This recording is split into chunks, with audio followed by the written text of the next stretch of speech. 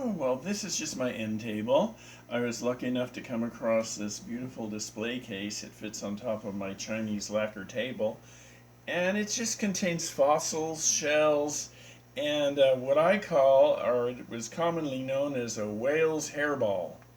It's over here, Oh, where's, oh, over here to the left. this here? Right there, the whale's hairball. And which sounds exotic, but and it really is, but it's not actually a whale's hairball. What it is in Puget Sound in Washington State, the waves in certain places will jam vegetation together and form these spheres that you can pick up and take home. And a friend of mine collected a bunch of them, and I twisted his arm until I got one for my collection. It's maybe not from a whale, but it's just as marvelous. What I like so much about your collection, Stephen, is you collect things that are kind of miniature. They're smaller so that you can put a lot of things in a display case. Well, hey, I mean, I would collect big things. Right. I could But find them. when you travel, it's when you move, it's a project, though. It is a giant project. I do not want to move again. How long have you been collecting shells and minerals like this? Oh, I started collecting shells and minerals probably in the early 80s. And if you go up a little higher, you can see the giant fish I have in my living room. Yeah, let me back up a little so people can see this. When you told me that you had a giant pufferfish now hanging in your living room, I was like, oh my, this is... Yeah, Tell us about how big it is. it's probably about 3 feet long and about 18 to 20 inches wide. It's probably the largest one I've ever seen. And it's really marvelous because I was sitting at home one day and a friend of mine just called me up and said, are you home? I've got something for you. And he walks in the door. Yeah, This is Dave. Dave. Walks in the door with Right. these things, plops them down, and then walks out. I went, what the heck? But it's perfect. It has its own little spot in the corner of the living room, and it matches the other natural history, collectible things around the house. And I like it because in the early days of the Wunderkammern, or the Wonder Chamber, that was popular in the 1800s, people often had alligators on their ceilings. In fact, taxidermists would even do alligators so they could be hung on the ceiling. It was sort of a standard thing. And I don't have an alligator, but I have a giant pufferfish. And You it sort of do. matches the whole thing, like that. Can I kind of show some others of how you display? It's phenomenal. Whenever I come to your apartment, I feel like I'm coming into a natural history museum. Well, sure. And plus the books and DVDs and Oh, yeah, I've been collecting books for like 60 years. yeah, every time Stephen moves, the first thing I ask him is, does he want me to get liquor boxes from the liquor store in Medford, because they're good, sturdy, heavyweight, smaller size boxes, because these art books are tremendously heavy, with these beautiful color plates in them. Here's another one of Stephen's shell displays. I'm getting a little bit of reflection on those. Oh, I'll put the shade down. Maybe that'll help. Okay, that's a little bit Or is dark. it too dark? Well, now it's a little bit dark, but that's all right. Yeah, let's look at this box over here, this beautiful display case. Oh, okay. Let me try to go on this Turn on the side light. and see if I can stop the... Oh, we're a little bit of... Oh, yeah, no, this is, well, pretty good. I'm still getting Here, let me the open it up. reflector. Oh, they're perfect. So I'll say that this thing here is probably the rarest thing in my whole collection. Because look at the spines. They're in beautiful condition. And usually when they are for sale, you may have one complete spine and all the rest are broken because they're just so delicate. But I just happened to be there at the right time when a shell collector got a big shipment from the Philippines, and he said, take the best one. And I did. Wow. And when you say you were there, where was there? Oh, it was the Sea and Shore Museum on the Olympic Peninsula near Seattle that we used to go to get shells, because that guy was a really fanatical and expert shell collector. Wow. So you have always beautifully displayed an arrangement of the shells with minerals. You've got a number of really beautiful minerals too. Well, And where do you get the minerals from? here and there and here and there. I must say that this whole thing started, this entire collection got started by when I was around 21 years old. I lived in Gold Hill, Oregon, and they had the Gold Hill Nature Museum there. And we would go into Gold Hill from our farm and buy supplies, and I was so impressed by their shop. They had everything I have, shells, insects, minerals, and all, that I just started collecting right then and there, and didn't really get the insects going until about 10 years later. But yeah. I had no idea you lived in Gold Hill at one time. I knew you lived in Seattle for quite a while. Well, we lived on a farm. It had like 58 acres, and I had a bed in the forest with cut velvet on the headboard. Wow. And I would lay the crystals on the cut velvet, and the leaves from the trees would fall down on the crystals. It was very of the time, you might say. Wow. Oh, look, and you've got a Mothra. Well, that's sort of a coincidence there, because when I was very young, I saw Mothra on TV, and it was the first Japanese monster movie I ever saw, and I was just so impressed I couldn't believe it. Of course, now I probably have more Japanese monster movies than most people. Okay, and you have a special interest in Japan because you lived there for 4 years, is that right? 3 years. 3 years? I lived there for 3 years in the 80s, and it was really one of the high points of my life. It's where the bug collection got started, and just being in a different culture that has so many differences from our own that they take for granted, you know, ways of being and behaving and stuff, that it was a big eye-opener. Okay. I'm just still walking around some of your displays at your desk, and well, oh, and these are those the Japanese carved little figurines like this. Well, I have some of those, but those are modern. This one my mother gave me because she had a good sense of humor. As far as collectibles go, I'd have to dig around and find the Netsuke. Oh, here's a Netsuke. Okay, let's put it in the light. It's a little dark. Right here. This I bought in Kyoto in Japan. It's horn, and it's 4 fishes with inlaid bone for eyes. Oh, yeah. Oh, very cool.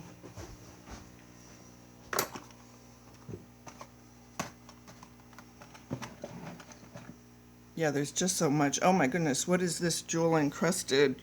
This looks like a bug of some sort. Yeah, it's a flower beetle, but done with crystals. And of course behind it is Totoro from the famous cartoon. Totoro, my neighbor Totoro. Yeah, and if people don't know, the reason I know you is because of, did I first start going to your film shows? Or probably I went to Ed Polish's Bad Film, met you there, and then found out you do the film shows at SIU Mies Auditorium. Yeah. So. And you knew Robert. I did know Robert. Actually, Gluckson. He and I coincidentally lived on either side of a duplex in Seattle, and I met him when I was visiting down here with my former husband to see about moving to Southern Oregon. We were checking out the growers market when it used to be across from where the Medford Library is now, and 2 clowns, totally clown wigs and everything, run up to me, and the clown says to me, Brenda, what are you doing here? And I'm like, who is this clown, and why does he know me in Medford, Oregon? And it was Robert Gluckson. Yeah. And what a small world story that the only person from Seattle I knew here was a guy who lived on the other side of my duplex. So yeah, I just want to go over to that one. We already had you show your fabulous tree with all the glass ornaments, and then here's a couple of more display cases. I can open up this for you. Okay. And it's a lot of minerals and shells.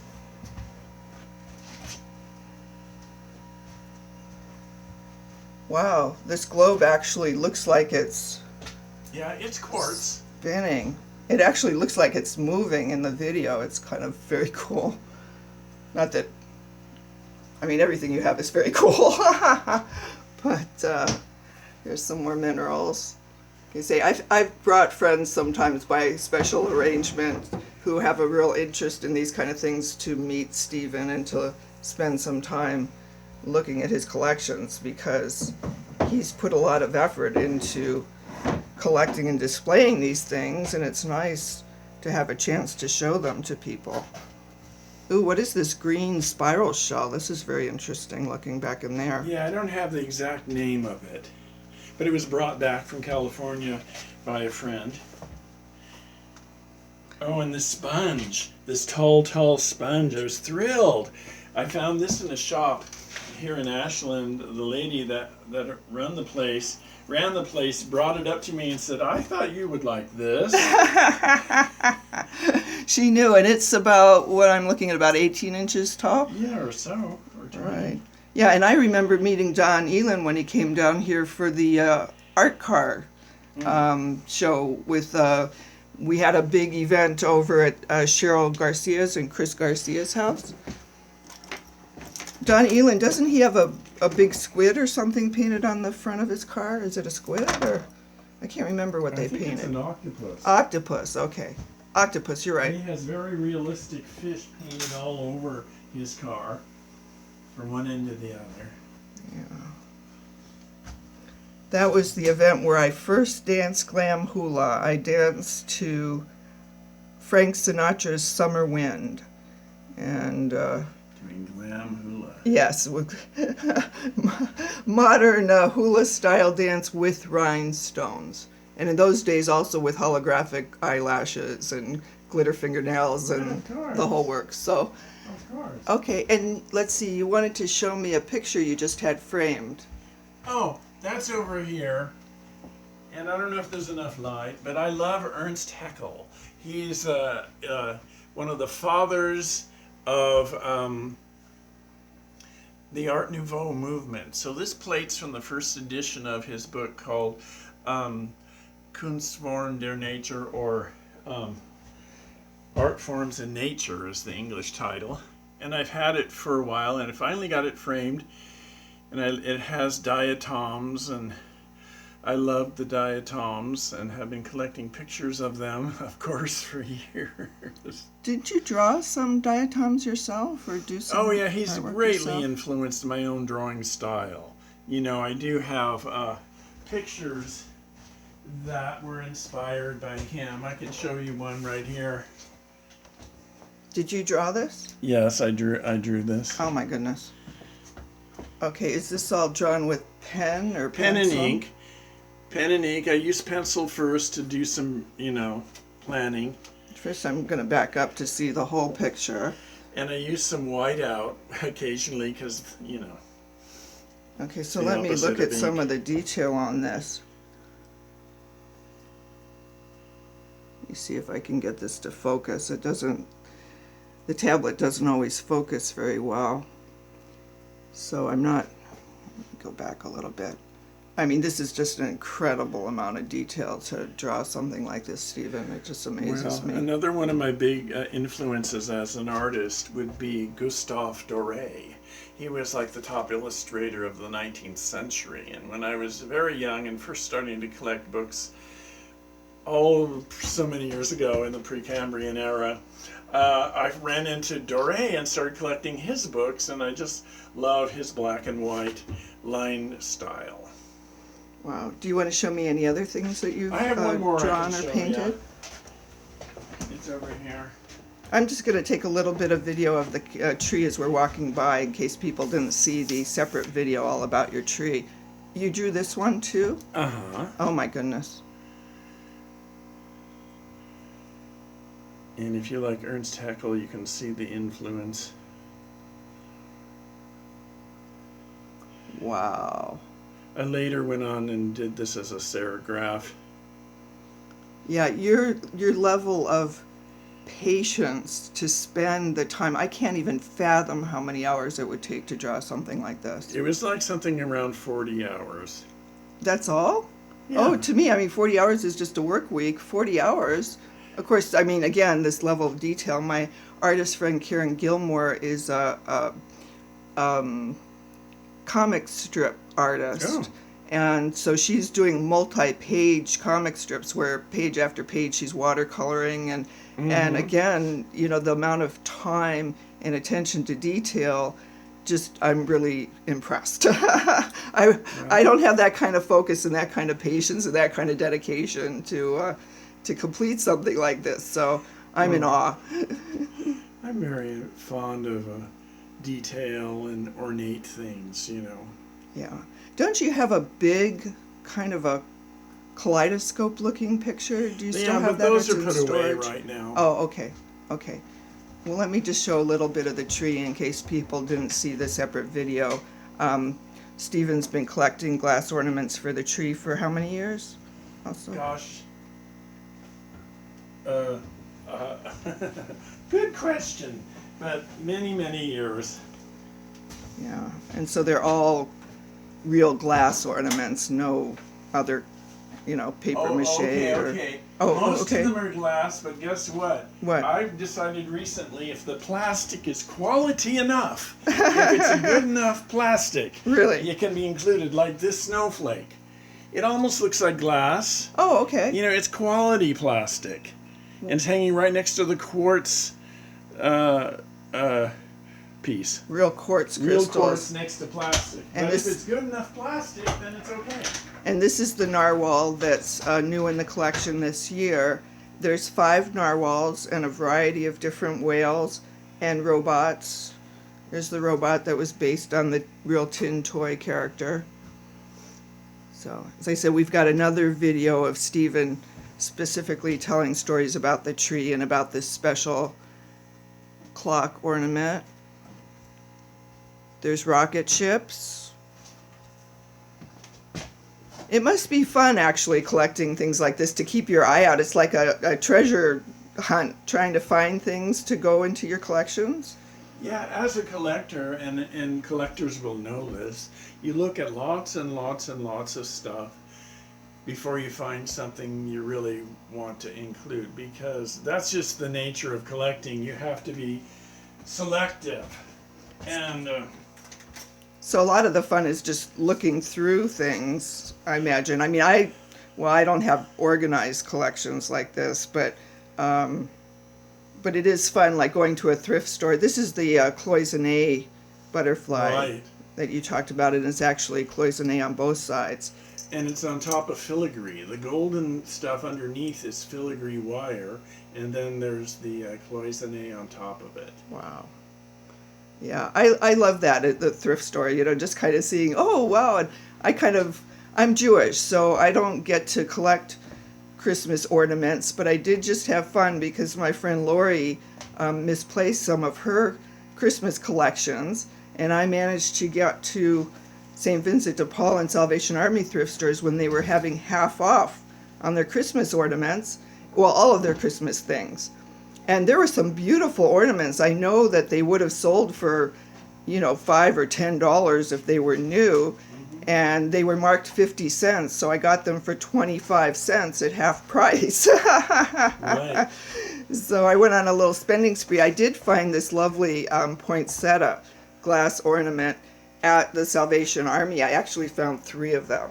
So Lori got one, I got one, and Stephen got one because I knew it was quality for his tree. Really nice, and those were 50 cents each. So, okay, anything else that you want to show us today, Stephen? Or Not for filming, but before you go, I want to show you part of my book here that I got, Colors of the Reef, okay, which is absolutely stunningly amazing, and everyone should have one if they love the seas and they want psychedelic imagery in their eyes. everyone should have one who has $360 to buy a copy. Is that right? Well, I thought about it for 4 months. And there's 3 volumes, not just this one, so it's about that thick on the shelf. Okay. And it was worth it because it's the best undersea photography I've ever seen. Okay, well, thanks for sharing your collections with us, Stephen. Sure.